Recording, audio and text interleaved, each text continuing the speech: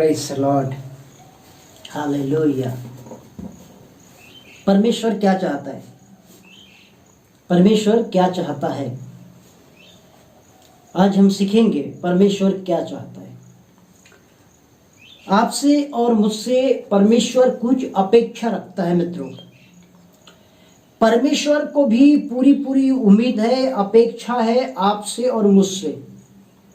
जब हम अपने परमेश्वर से इच्छा रखते हैं, जब हम अपने परमेश्वर से उम्मीद करते हैं आशीषों की, चंगाइयों की, छुटकारे की, उद्धार की, पापों की क्षमा की और भी अनेकों प्रकार की उम्मीद हम अपने प्रभु यीशु से करते हैं, अपने जीवित परमेश्वर से करते हैं, तो क्या परमेश्वर उम्मीद ना रखे मनुष्यों से? तो परमेश्वर चाहता क्या है आखिर मेरे और आपके लिए? उसकी योजना क्या है? उसकी प्लानिंग क्या है? वो चाहता क्या है कि हम करें? जब परमेश्वर ने मनुष्य जाति को बनाया, अर्थात आदम और हवा की जब परमेश्वर ने रचना की, तो उन्हें परमेश्वर ने उत्पत्ति नाम की किताब उसके 2 अध्याय के 16 पद में लिखा है, आज्ञा दी। आज्ञा दी, इससे मतलब आप समझ रहे हैं कि परमेश्वर चाहता है कि मनुष्य उसकी आज्ञा माने, यानी परमेश्वर की। शुरू से ही ये चला आ रहा है, शुरू से ही कोई डाउट नहीं, कोई संदेह नहीं कि परमेश्वर हमसे अपेक्षा करता है कि हम उसकी बात माने, क्योंकि परमेश्वर का वचन कहता है कि वो हमसे इसे छोड़ क्या चाहता है, मतलब झूठ को छोड़, बुराई को छोड़, पाप को छोड़, झगड़े को छोड़ और भी लोभ लालच को छोड़, शरीर के कामों को छोड़, 10 आज्ञाओं और भी अनेकों प्रकार की ऐसी बातें हैं जिससे परमेश्वर इसे छोड़ और हमसे क्या चाहता है। आप मेरे साथ निकाले मीका और उसका 6वां अध्याय और उसके 8 पद को मैं आपके सामने पढ़ देता हूं। हे मनुष्य, वहां तुझे बता चुका है। कौन? परमेश्वर बता चुका है। हे मनुष्य मतलब हे आदम, आदम को भी परमेश्वर ने बता चुका था। क्या कहता है? वहां तुझे बता चुका है, चुका है। मित्रों, जो शब्द है उस पे हमें गौर करना है प्रिय भाई और बहनों। बाइबल में शब्द बहुत महत्वपूर्ण है। चुका है, ये किस समय के लिए बोला गया है, इसको आप ध्यान देवे, ठीक है? तब हमारा जीवन साकार होगा, सफल होगा। हम ध्यान नहीं देते, बस पढ़ते हैं बाइबल पर उनको ध्यान और समझ नहीं पाते। चुका है मतलब परमेश्वर हमें पहले से बता चुका है। कब से? उत्पत्ति से। जब मनुष्य की रचना की, खुदा बाप ने आदम और हवा को जब बना के अदन के नाम की वाटिका में रख दिया, तब परमेश्वर ने उन्हें व्यवस्था विवरण 6 अध्याय के 1 पद में जो बातें आई है वो भी वहां पर उन बातों को बताया। और वो क्या है? व्यवस्था विवरण 6:1 में लिखा है, आज्ञा, विधिया और नियम। ये 3 चीजें मनुष्य को बताई जा चुकी है परमेश्वर की ओर से। जैसे कि एक सिंपल उदाहरण देके मैं आपको समझाने का प्रयास कर रहा हूं। अभी बताया जा चुका है, पूरे भारत में नहीं बल्कि पूरे वर्ल्ड में, पूरे विश्व में ये बात बताई जा चुकी है कि कोरोना नाम का वायरस फैला हुआ है और ये एक व्यक्ति से दूसरे व्यक्ति को टच के द्वारा इफेक्टेड करता है, प्रभाव डालता है। लॉकडाउन है और हमें बड़ी सावधानी के साथ में नियमों का पालन किया जाना चाहिए। बताया जा चुका है कब से? हेलो, मार्च महीने की 22 तारीख से, जब जनता कर्फ्यू लगा था। Praise the Lord, hallelujah. मतलब हमारी सरकार ने हमको पहले से आगाह कर दिया है, बता चुका है। अब उसको मानना या नहीं मानना वो हमारे ऊपर है। यदि हमें अपना घर प्यारा है, परिवार प्यारा है, अपनी जिंदगी प्यारी है, तो हम तमाम प्रकार की सावधानियों को बरतने का प्रयास करेंगे और बरतेंगे भी। हमारे आदम भाई साहब ने, हमारे पहले बनाए हुए पहले मानव ने, पहले आदम ने, प्रथम आदम ने इस बात को ध्यान नहीं दिया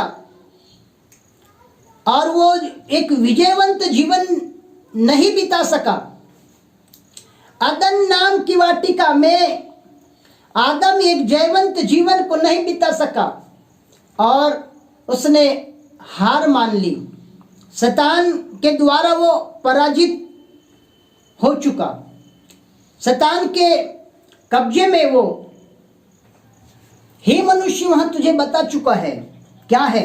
आइए, क्या बता चुका है परमेश्वर कि अच्छा क्या है और बुरा क्या है। परमेश्वर ने, प्रिय भाई और बहनों, एक अदन के नाम की वाटिका में एक पेड़ को लगाया था। उसका नाम क्या था मालूम है आपको? भले और बुरे के ज्ञान का वृक्ष परमेश्वर ने लगाया था। सब कुछ खाना, जितने वाटिका में सब खाना, पर इसी को मत खाना। और आप उत्पत्ति नाम की किताब के 2 अध्याय के 17 पद को पढ़ेंगे तो आपको ये बात वहां मिलेगी।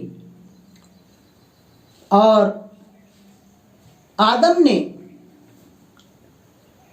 जो उसको बताया जा चुका था कि अच्छा क्या है और बुरा क्या है,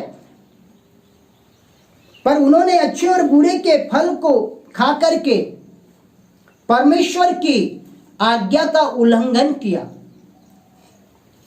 प्रियो, आज मानव जाति के अंदर ये स्वभाव उनके डीएनए में बसा हुआ है।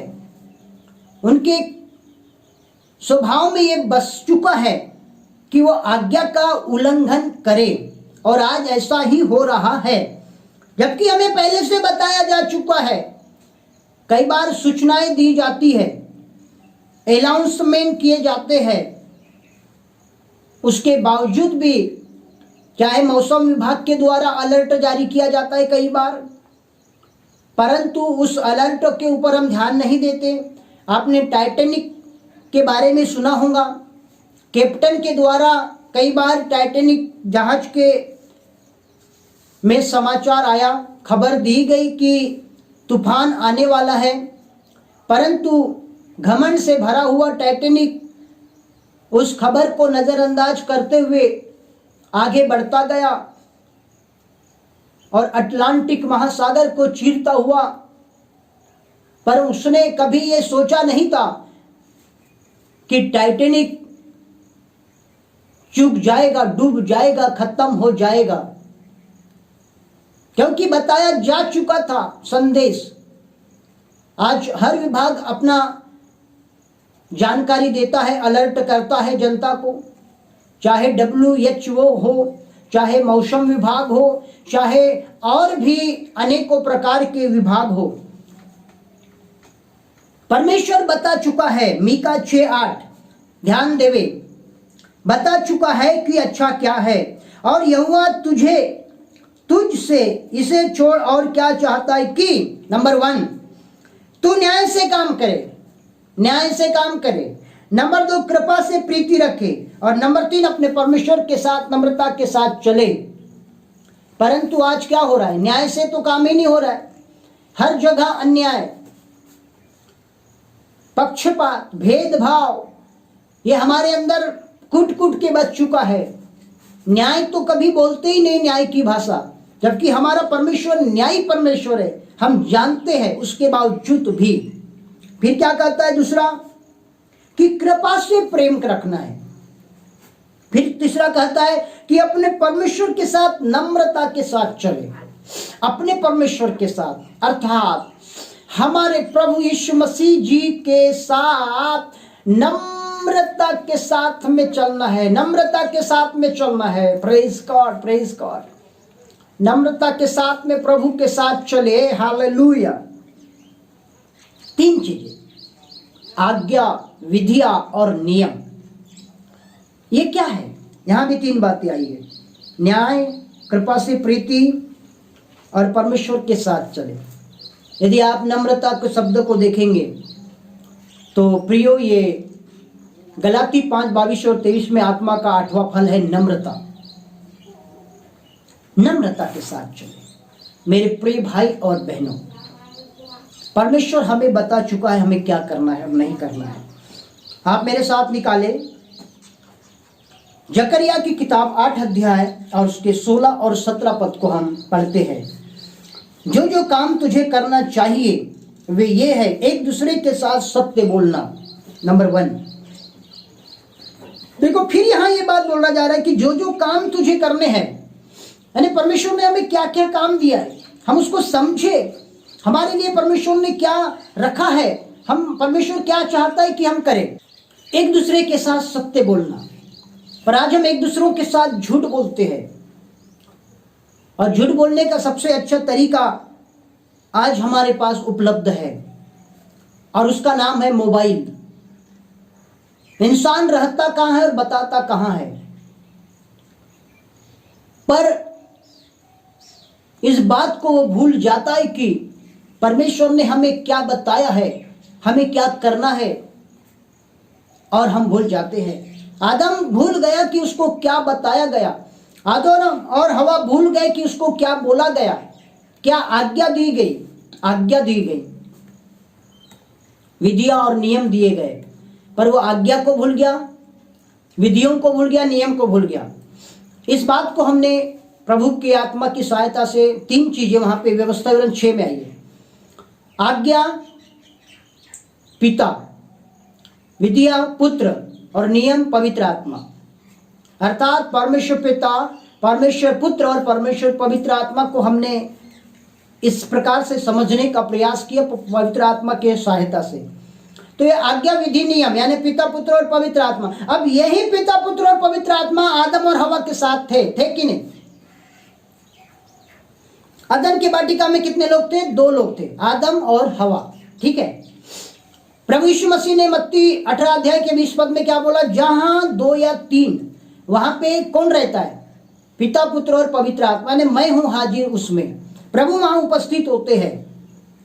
जैसे कि आदम और हवा से मिलने के लिए 2 और 3 के बीच में उपस्थित रहने वाला जीवित परमेश्वर आके बातचीत करता था, वार्तालाप करता था, उनकी जानकारी लेता था। आज भी परमेश्वर, आज भी प्रभु आता है, हमें आवाज देता है, हमारा हालचाल जानता है। परमेश्वर हमें पूछता है, बेटा बेटी तू कैसे है, क्या कर रहे हो, सब ठीक तो है। परमेश्वर इस प्रकार से पूछते हैं, बातें करते हैं, हमें बताते हैं, हमसे मिलने आते हैं अपने वायदे के मुताबिक, अपने वचन के मुताबिक।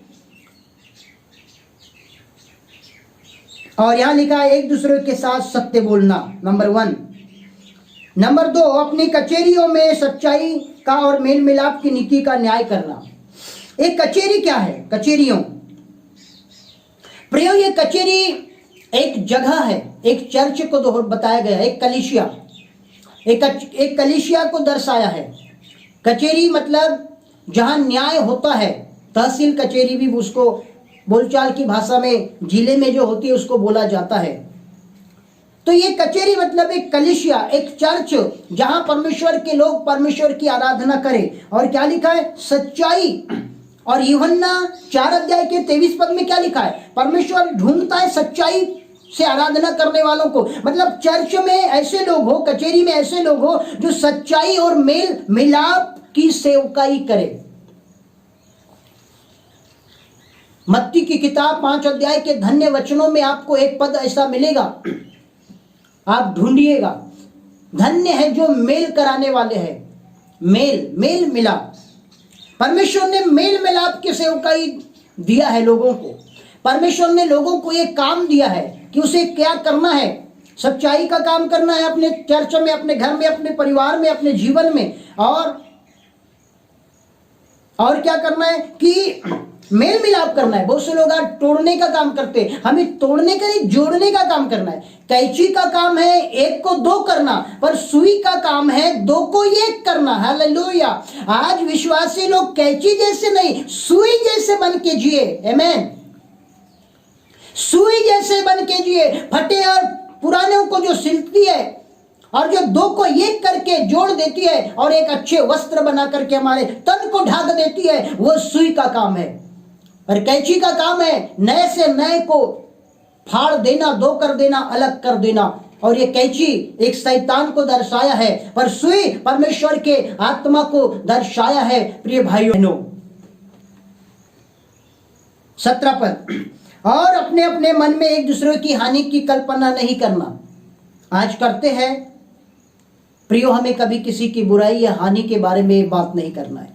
हमें जितना हो सके हमें भलाई करने के लिए परमेश्वर ने रखा है, और झूठी शपथ से प्रीति न रखना।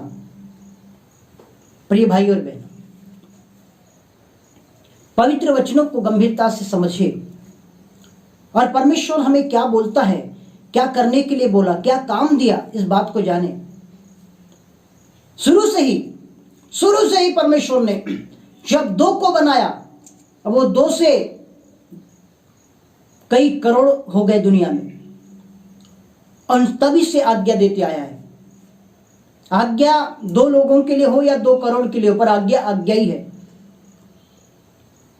आज हमें चाहे वो हमारे अपने भी क्यों ना हो, पर हमें कभी अन्याय जैसी बातें नहीं, सबके लिए न्याय एक जैसे होना चाहिए। हमें अपने चर्चों में भी सबको एक समान दृष्टि से रखना चाहिए, चाहे वो छोटा हो, गरीब हो, अमीर हो, गोरा हो, काला हो, छोटा हो, मोटा हो, वो मायने नहीं है।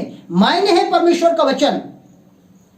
हमारे लिए महत्वपूर्ण है आज्ञा, हमारे लिए महत्वपूर्ण है नियम विधि, क्योंकि हे मनुष्य, वहां तुझे बता चुका है कि तेरे लिए अच्छा क्या है। प्रियो, आपके और मेरे लिए क्या अच्छा है परमेश्वर बता चुका है, क्योंकि परमेश्वर हमारे लिए बुरा तो नहीं बताएगा, क्योंकि परमेश्वर हमारे लिए हर बातों में एक अच्छाई को ढूंढ के निकालता है। हमारे लिए क्या अच्छा और क्या खराब है वो परमेश्वर को मालूम है। इसलिए तो उसने पेड़ तो लगाया, पर वहां आज्ञा दी ना। 16 पद में लिखा है, उत्पत्ति 2:16, आज्ञा दी। आज्ञा इजरायलियों को, मूसा को बोला आज्ञा, विधि, नियम इनको बता। पिता, पुत्र और पवित्र आत्मा वह हमारे साथ है, वह हमें आज्ञा देता है, वह हमें सिखाता है, वह हमें समझाता है। हमारे जीवन के अच्छाई के बारे में प्रभु बातें करते हैं।